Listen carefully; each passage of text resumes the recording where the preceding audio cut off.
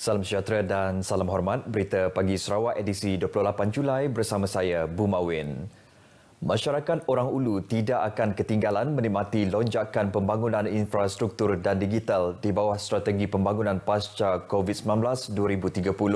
Ke arah itu, Ketua Menteri Dato' Patinggi Abang Johari Tun Nopeng berkata pelbagai inisiatif dirancang, antaranya pembinaan jalan raya yang menghubungkan Miri hingga ke kawasan Tanah Tinggi Limbang dan Lawas selain transformasi teknologi komunikasi. Dato' Patinggi Abang Johari menjelaskan pembinaan jalan raya tersebut akan dilaksana melalui laluan sedia ada dari Miri ke Marudi serta dihubungkan ke Mulu dengan pembinaan jambatan merentasi Sungai Baram.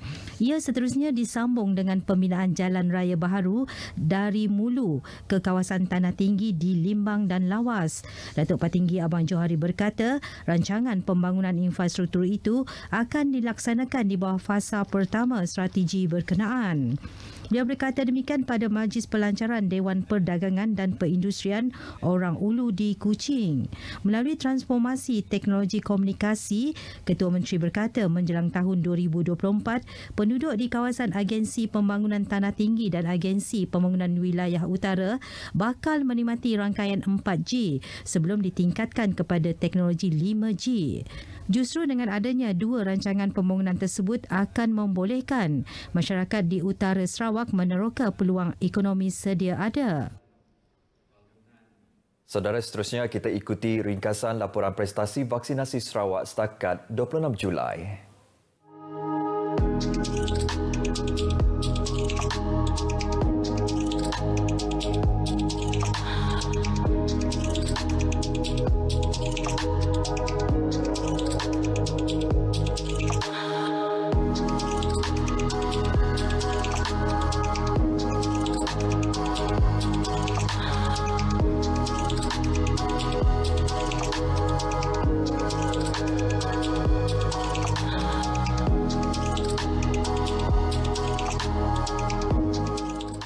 Baik, Sarawak merekodkan sebanyak 405 kes baru positif COVID-19 malam menjadikan jumlah kumulatif kes COVID-19 meningkat kepada 74,747 kes.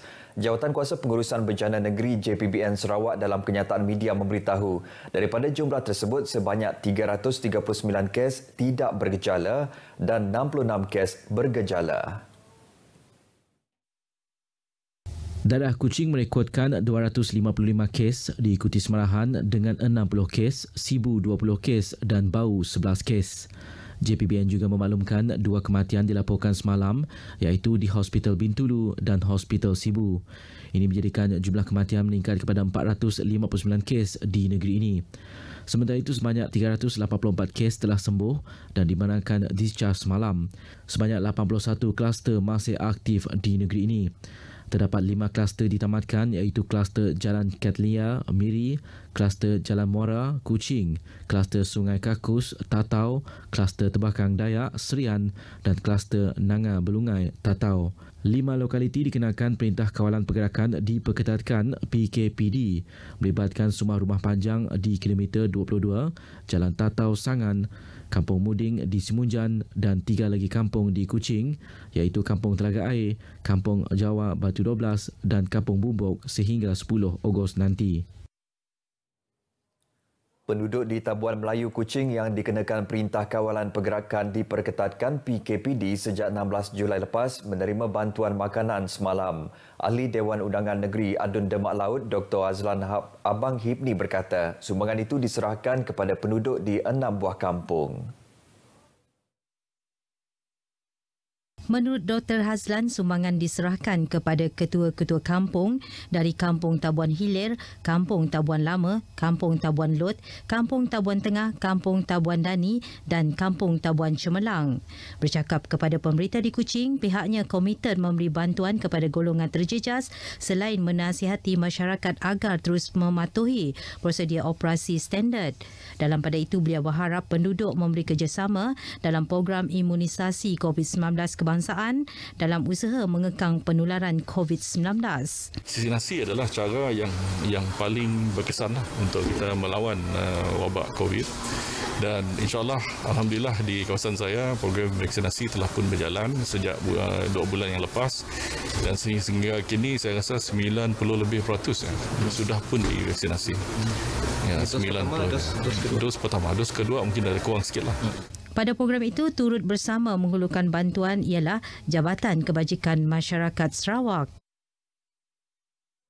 Di Kuching, 4 lelaki tempatan berumur 23 dan 24 tahun yang juga operator sindiket perjudian dalam talian ditahan dalam serbuan di sebuah kediaman di lorong Hapki, Kuching pada Isnin lalu. Ketua Polis Daerah Kuching, ACP Asmon Bajah dalam kenyataan memaklumkan serbuan ke atas kediaman yang dijadikan pusat operasi adalah hasil risikan dan siasatan awal mendapati kesemua suspek telah mengendalikan pusat itu sejak 2 bulan lepas.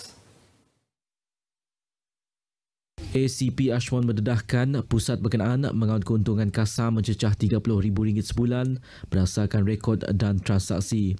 Katanya kesemua suspek direman di Mahkamah Kuching dan pihak polis kini sedang mengesan pemilik banglo terbabit. Antara barangan yang dirampas adalah 2 unit komputer riba dan 1 unit monitor komputer.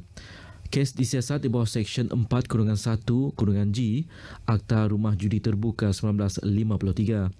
Dalam pada itu, ACP Ashmon menegaskan operasi dadu khas akan diteruskan bagi membanteras aktiviti perjudian haram. Baik, sementara itu, Ketua Polis Daerah Kuching ACP Asmon Bajah memaklumkan seorang lelaki tempatan ditahan Isnin lalu kerana merempuh seorang anggota sukarelawan polis di kawasan Perintah Kawalan Pergerakan Diperketatkan PKPD Kampung Tabuan Melayu Kuching. Suspek terbabit bertindak demikian ketika diminta untuk berhenti bagi tujuan pemeriksaan. Jelas ACP Ashmon, suspek melarikan diri dan merempuh petugas itu menggunakan motosikal sehingga menyebabkan mangsa retak di pergelangan kiri dan luka di bahagian pinggang serta kaki kiri. Suspek yang berusia 21 tahun itu didapati positif dadah jenis metamfetamin dan direman selama 4 hari bermula hari ini. 3 kertas siasatan dibuka terhadap suspek di bawah Seksyen 353 Kanun Keseksaan, Akta 574, Seksyen 15-1-A, Akta Dadah Berbahaya 1952. Pesara polis, bekas polis dan petugas polis era darurat yang belum berdaftar atau mengemaskini maklumat bagi pemberian sekali beri atau one-off RM500 diseru agar mengemaskini dokumen masing-masing. Polis Diraja Malaysia PDRM menerusi kenyataan memaklumkan kemaskini boleh dibuat melalui laman sesawang ipesara.rmp.gov.my. Kenyataan itu turut memaklumkan dokumen sokongan seperti salinan kad pengenalan, salinan kad pesara polis atau kad JPA, salinan buku akaun bank hendaklah disahkan oleh pegawai polis atau ketua polis balai bagi melengkapkan permohonan tersebut. Keterangan lanjut boleh diperoleh daripada Ketua Bahagian Pengurusan IPD Pedawan, ASP Wilson Dennis di talian 016-586-2222 atau Bahagian Hal Ehwal Pesara Polis IPD Pedawan, Sarjan Haniza Ahmad di talian 014-709-5671. Bayaran one-off diberikan kepada penerima pingat jasa pahlawan negara bagi menghargai jasa kepahlawanan, pengorbanan serta kebaktian anggota polis kepada negara semasa era darurat. Di Kuching, 3 buah rumah kayu setingkat musnah dalam kebakaran yang berlaku di Kampung Sinjan semalam. Menurut Ketua Balai Bomba dan Penyelamat Petrajaya, Azharul Sahari, 2 jentera bersama 22 anggota masing-masing dari Balai Petrajaya dan Padungan bergegas ke lokasi sejurus menerima panggilan kecemasan pada pukul 6.46 petang. 2 buah daripada rumah terbabit diduduki 2 keluarga, masing-masing seramai 4 dan 5 orang, manakala sebuah lagi rumah dilaporkan kosong. Kebakaran berjaya dikawal kira-kira sejam kemudian dan tidak melibatkan mangsa dan kecederaan. Kejadian juga menyebabkan kawasan sekitar terputus bekalan elektrik lebih kurang setengah jam. Kerja pembaikan jalan melibatkan Jalan Kuching Samarahan Asajaya Expressway bermula hari ini sehingga 30 September depan. Jabatan Kejaraya JKR bahagian Samarahan mengarahkan pengguna jalan raya di kawasan berkenaan supaya menggunakan laluan alternatif bagi memastikan aliran trafik berjalan lancar. JKA bahagian Semarahan dalam notis menyatakan pengguna jalan raya boleh menggunakan Jalan Datuk Muhammad Musa, Jalan Tan Sri Ikhwan Zaini dan Jalan Pentagon sehingga tamat kerja pembaikan tersebut. Sekiranya terdapat sebarang aduan atau pertanyaan, pengguna boleh menghubungi pejabat JKA bahagian Semarahan di talian yang tertera. Pengguna jalan raya dinasihati supaya merancang perjalanan selama tempoh pembaikan dan mematuhi segala pengurusan trafik untuk keselamatan pengguna. JKA bahagian Semarahan akan memaklumkan sekiranya terdapat sebarang perubahan pada tarikh, waktu atau kawasan yang terlibat. Sekolah Menengah Kebangsaan Sacred Heart Sibu dinobatkan juara pertandingan Hackathon Aplikasi Mudah Alih 2021 apabila berjaya mencipta aplikasi perubatan yang membolehkan pengguna berhubung dengan pakar perubatan tanpa hadir ke klinik atau hospital. Kenyataan media Perbadanan Ekonomi Digital Sarawak SDEC memberitahu pertandingan tersebut anjuran Kementerian Pendidikan, Sains dan Penyelidikan Teknologi dan SDEC. Kenyataan tersebut memaklumkan aplikasi tersebut merangkumi pengiraan jisim berat badan, peringatan janji temu dan panduan perubatan. Sementara itu, Sekolah Menengah Kebangsaan Bintulu memenangi tempat kedua dengan ciptaan aplikasi pendidikan yang memudahkan sesi pembelajaran dari rumah dijalankan. Pertandingan berkenaan diadakan selama 4 hari itu menerima penyertaan daripada 100 pasukan terdiri daripada 246 pelajar sekolah menengah dari seluruh Sarawak.